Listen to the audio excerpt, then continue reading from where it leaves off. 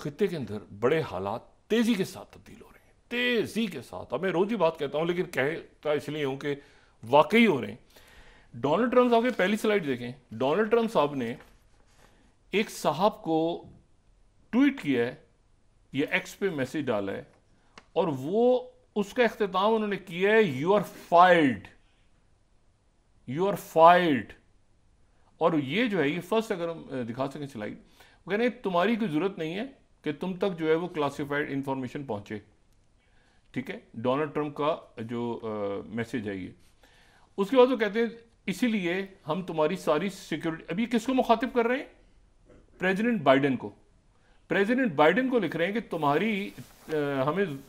तुम्हें classified information पहुंचे, इस बात की कोई ज़रूरत नहीं। ये 2 दिन ये कल का है ये, लेकिन ये है कि इसकी लास्ट लाइन देखें, I will always protect our national security, Joe Biden, you are fired, make America great again, you are fired. अच्छा, ये उन तक इंफॉर्मेशन, जो क्लासिफाइड इंफॉर्मेशन ब्रीफिंग्स होती थी, वो ख़त्म कर दी। साथ ही जो आज उसके बाद के वाक़यात हैं, उन्होंने एंथनी ब्लिंकन, ये सेक्रेटरी खारजा, उनकी भी तमाम उनको महदूद कर दिया है, यानी उन तक क्लासिफाइड इंफॉर्मेशन भी नहीं जा रही और निगरानी भी हो रही है। और मेरे ख्याल से उनकी लैपटॉप्स वगैरह, ये वो सारे मामलात, उनका क्या हिसाब किताब रहा है, वो भी शुरू हो गया। जैक सुलिवन और उनकी पूरी टीम्स, एंथनी ब्लिंकन और उनकी टीम्स, जैक सुलिवन और उनकी टीम्स। और इसमें मेरा ख्याल है कि अगले 24-48 घंटों में, या ऑलरेडी शायद किसी भी वक्त, बाइडेन, वाइट हाउस का सारा शुरू हो गया, और इसमें हिलरी क्लिंटन,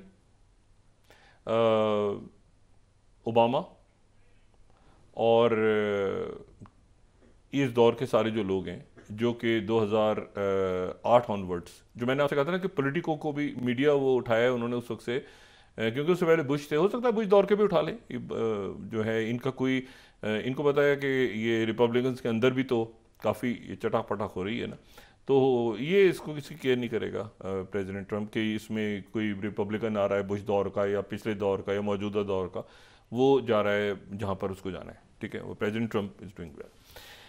कुछ इकदाम हैं जो बिल्कुल ठीक हैं प्रेसिडेंट ट्रंप के। एक बदतरीन नाकाम दौरा, और एक आदमी ऐसे फुदकते फुदकते आपको अचानक, आगे क्या होगा मैं नहीं जानता, लेकिन वो ऐसे फुदक रहा था, और फुदकते तो पटाखा शबरात का वो भीग जाता है ना, पटाखे बाद में ठुस करके नीचे आ जाते हैं, वो बात तो चल जाते हैं, पटाखे बाद वो गीले पटाखे होते हैं, वो ठुस करके नीचे, उस पटाखे का जो ठुस करके नीचे आया उसका नाम है नेतन्याहू। अच्छा, ये जो नेतन्याहू है, ये एक बहुत, यानी दरमियान में कोई पहले दिन ही जाके ये तो बहुत हवाओं में उड़ना शुरू हो गया था, अब ये वापस पहुंच गया, अभी मेरे ख्याल से पहुंचने वाला है थोड़ी देर में तल अवीव, और मेरा ख्याल है ये इसका बदतरीन दौर है, बदतरीन दौर है, और ये बदतरीन और नाकाम दौर है।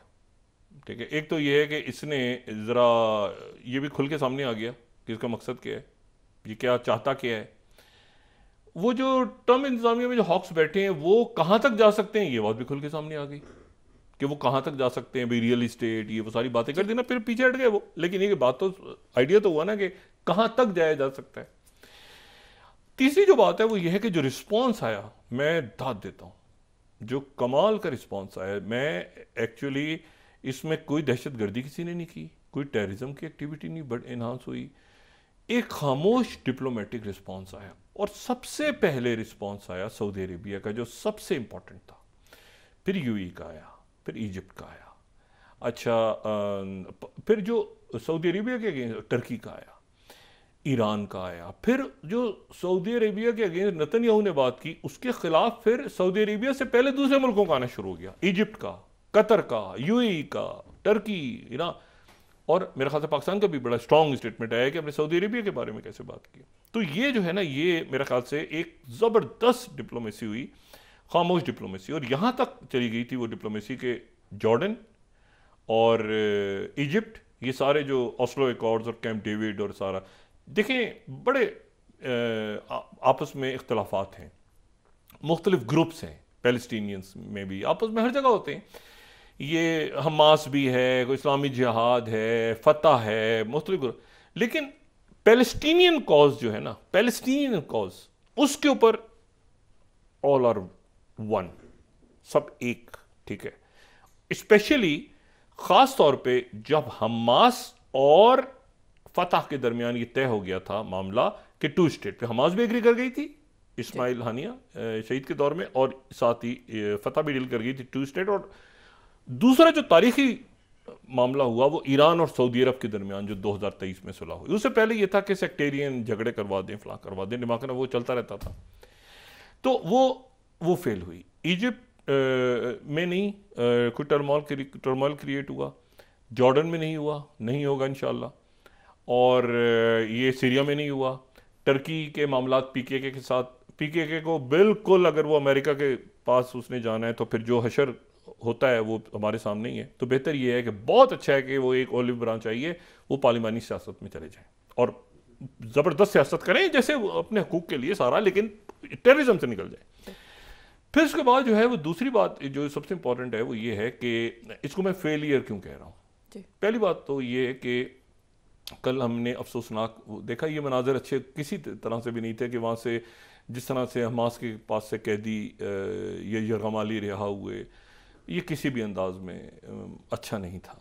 लेकिन ये है कि उसके साथ ही जो फ़लस्तीनी जेलों से रहा हुए हैं, आप उनका ज़रा हाल देखें, उनको तो मीडिया ने नहीं दिखाया। वो तो ऐसा लगता है कि यानी ये तीनों तो अस्पताल में गए, उसमें से पता नहीं कोई 183 में से कोई 25, 30, 40 अस्पताल में ही गए। वो हड्डियों के ढांचे हैं जो कि फ़लस्तीनी प्रिजनर्स में से निकले हैं, वो हड्डियों के ढांचे हैं वो बिल्कुल। लेकिन तवज्जो ज़ाहिर है उन पे, ज़ाहिर है मीडिया की, और वो कोई 17 साल, कोई 16 साल, कोई 20 साल, वो पता नहीं कहाँ पर उनको रखा है, किस तरह रखा गया, क्या हुआ है। और वेस्ट बैंक में ये जो इनके जो ज़ायनिस्ट हैं, ये जो एक्सट्रीम राइट विंगर जो वॉर मोंगर जो हैं इसराइल के, वो अब वेस्ट बैंक पे मगरबी किनारे पे उन्होंने आज एक खातून को शहीद किए, और अभी इतला आ रही है कि 3 और लोगों को उन्होंने गुस्सा निकाल रहे हैं अपना ये इस तरफ। अब गजा में तो नहीं कर सकते ना, तो इधर वेस्ट बैंक के ऊपर। तो यहाँ पर जो है वो, लेकिन जो इसमें मैं फेलियर क्यों कह रहा हूँ, फेलियर में इसलिए कह रहा हूँ कि इनका इरादा था कुछ और हो गया कुछ और। आज जो है वो बिल्कुल जो आप ये देखें कि राइटर्स, हमास कह रही, हमास की तरफ से स्टेटमेंट आ गया है कि ओके, हमास ने कहा कि Israeli military withdraws from Gaza's Netzarim corridor. Second, Netzarim corridor से इसराइल की फौज निकल गई है। अच्छा, अब आप ये देखें कि ये हम इसको हर रोज़ ही फॉलो करते रहे। ये इन्होंने जनाब क्या किया था कि जो गज़ा का बॉर्डर है इसराइल के साथ, वहाँ से लेके और मेडिटेरियन सी तक जो 4 माइल के इलाके पे इन्होंने अपनी फ़ौज भेज दी थी। गज़ा को 2 हिस्सों में तकसीम कर दिया, डिवीज़न कर दी थी गज़ा की। उसके बाद उसको ये 2 मील से जो उसकी चौड़ाई है, 2 मील से भी 4 मील पे कर गए उसको। पहले 2 किलोमीटर रखा हुआ था, सॉरी, फिर उसको 6 किलोमीटर कर दिया इन्होंने। उसको यानी एक तो लेंथ है ना उसकी, ठीक है ना, और विड्थ की बात मैं कर रहा हूँ, फिर उसको 2 से 6 किलोमीटर तक फैला दिया इन्होंने। और फिर जो है इन्होंने क्या किया कि ये जो है ये 14 किलोमीटर तवील और साथ ही उसको 6 किलोमीटर, यहाँ पर इन्होंने 600 बिल्डिंग्स गिरा दी। 600 बिल्डिंग्स को बुलडोज कर दिया, बुलडोज टोटल। और इनका जो इरादा है ये मैं आपको बताऊं, वॉशिंगटन पोस्ट 3 17 मई 2024 इन्होंने स्ट्रेटेजिक कॉरिडोर ये कहा कि ये पोस्ट वॉर प्लान है। अगर हम 3rd स्लाइड देखें, इन्होंने कहा, इन्होंने टोटल बुलडोज किया वहां पे 600 बिल्डिंग्स को, और ये कहा कि ये जो है ये एक लंबा हमारा तवील मुद्दत तक का प्लान होगा, रीशेप करेंगे गजा को, और फिर ये बर्बादी जो ये तो 1 साल पहले, पता नहीं अब क्या हाल है वहाँ का। लेकिन ये है कि इन्होंने ये कहा कि वहाँ पर जो है वो न्यूयॉर्क टाइम्स देखेंगे 2 दिसंबर का 2024 का, तो बेसिस इन्होंने बना ली सेंट्रल गजा में, असाइन दैट इट में बी देयर टू स्टे, ये स्टे करेंगे वहाँ पे, ठीक है। ये 4th, ये इन्होंने कहा कि हम यहाँ स्टे करेंगे, और 600 बिल्डिंग्स गिराई इन्होंने बफर एरिया बनाने के लिए, और वहां पर नेटवर्क ऑफ बेसिस ये एनालिसिस किया न्यूयॉर्क टाइम्स ने सैटेलाइट इमेजरी से और वीडियो फुटेज से। उसके बाद खुद इनके मीडिया ने, ये 5th स्लाइड देखें आप, ये देखें आप, ये आप इंसान सोचे तो इंसान परेशान होता है कि ये हुआ क्या है वहां पे। ये मैं आपको हाथ पढ़ के बता रहा हूं। No civilian, everyone is a terrorist, no civilian, जो भी है वो सब दहशतगर्द हैं। IDF soldiers expose arbitrary killings and rampant lawlessness in Gaza area. अच्छा, 200 बॉडीज में जो लाशें 200 को शूट किया, उनमें से सिर्फ 10 हमास के मेंबर थे। ओ भाई, 200 को गोलियां मार दी, शहीद कर दिया 200 को, और बाद में पता कह रहे हैं कि जो भी जितने लोग हैं एवरीवन इज अ टेररिस्ट। ये सारा करने के बाद, ये इस कॉरिडोर पे करने के बाद, आज फिर उस राइटर्स की खबर को देखें, 2nd स्लाइड को दोबारा देखें। Hamas says Israeli military withdraws from Gaza's Netzarim corridor, ठीक है। और उसके बाद फिर अटलांटिक काउंसिल ने 6th, उसने कहा, एक बड़ा मजमून लिखा था इसके ऊपर। 6th स्लाइड अगर हम देखें तो ये मिलेगा, tragedy, death and obstacle to a lasting ceasefire. तो बात ये है कि ये जो है ये था प्लान, और उसके बाद हुआ क्या, वो जो कि होना था, ठीक है। और ये सारे के सारे वहाँ से निकल गए, और हमास की तरफ से ये बात हुई कि अच्छा, अब जो है इशू ये है कि कल ये काबीना का इजलास होगा। एक डेलीगेशन जो स्टीव विटकॉफ ने मैसेज आखिरी दी है नेतन्याहू को, वो ये कहा है कि जाके सीज फायर के ऊपर करो। अच्छा, अब नेतन्याहू जो है उसने डीरेल करना है दरमियान में, क्योंकि दूसरा जो मरहला है ना, दूसरा मरहला, पहला और दूसरा मरहला अहम है, क्योंकि तीसरा मरहला तो कई साल तक चलेगा ना। तीसरे मरहले में तो वो फिर रिकंस्ट्रक्शन होनी है, क्या होना है। लेकिन ये जो पहला और दूसरा मरहला है, दूसरा मरहला जब खत्म होगा तो 2 स्टेट सॉल्यूशन का ऐलान होगा।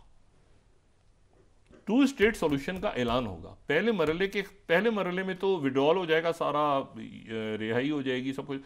दूसरा जो मरहला है, जो भी चंद दिनों के बाद, उसमें 2 स्टेट सॉल्यूशन का ऐलान होगा। अक़वाम मुत्तहिदा करेगी, अमेरिका, बाकी अरब ममालिक, यूरोपीय ममालिक, दुनिया खड़े होकर करे। ये कैसे ऐलान होगा कि नई रियासत बन गई, वो ऐलान होना है। तो 3rd में तो फिर रिकंस्ट्रक्शन है ना, तीसरा फेज है। लेकिन दूसरे को रोकना है। अब दूसरे को रोकने के लिए कोई वॉर छिड़ी जाएगी, कोई बीच में कोई मजीद बखेड़ा डाला जाएगा, क्या किया जाएगा, दुनिया सारी देख रही है। इतना दुनिया देख रही है कि जहाज फ्रांस के ऊपर से फ्लाई कर रहा था, तो कई अरब मुल्क जो है उनकी तरफ से मैसेज गया, अरब मुल्कों की तरफ से भी गया और यूरोप के मुल्कों की तरफ से भी गया कि जी ये जहाज, इसके तो वारंट निकले होंगे, तो उसको जहाज को यहाँ क्यों नहीं उतारा आपने?